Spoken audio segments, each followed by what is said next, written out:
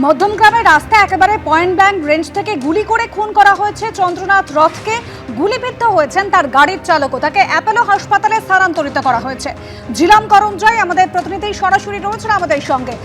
জিলাম, কেমন রয়েছেন ওই গাড়ির চালক?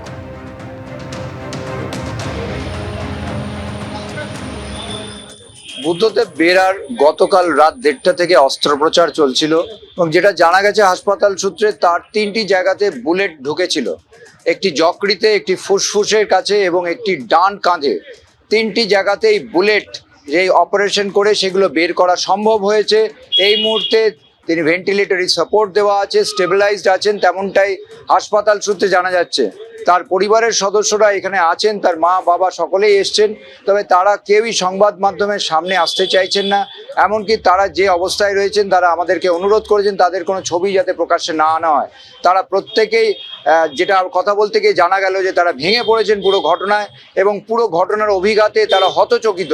তবে এই মুহূর্তে তারা এখন আশঙ্কা করছেন যে অস্ত্রোপচার যদি সফল হয়ে থাকে কতক্ষণে তাদের ছেলে সন্তান সুস্থ হয়ে হাসপাতাল থেকে বেরোবে। তবে হাসপাতালের তরফে এখন বলা হয়েছে 72 ঘন্টা পরে তবেই বলা যাবে যে এখন অবধি তারা সুস্থ হচ্ছেন কিনা বা আশঙ্কা থেকে মুক্ত হয়েছে কিনা। কারণ 3টি বুলেট লজ করা ছিল শরীরের ভেতর এবং 3টি বুলেটই সফলভাবে বের করতে সক্ষম হয়েছেন শল্য চিকিৎসকরা। ধন্যবাদ ছিলাম। আর এরই মধ্যে যেটা জানা যাচ্ছে যে শুভেন্দু অধিকারীর পিএ খুনে ব্যবহৃত গাড়ির সূত্রে একজনকে জিজ্ঞাসাবাদ করা হচ্ছে। ঘটনাস্থল থেকে বাজেয়াপ্ত গাড়ির নাম্বার প্লেট ভুয়ো বলে সন্দেহ করছে পুলিশ। আবির দত্ত এই মুহূর্তে টেলিফোনে রয়েছেন আমাদের সঙ্গে। অর্থাৎ আবির, শিলিগুড়িতে রেজিস্টার্ড গাড়িটির মালিক যিনি, তাকে জিজ্ঞাসাবাদ করা হচ্ছে। ঠিক কি তথ্য এই বিষয়ে আবির?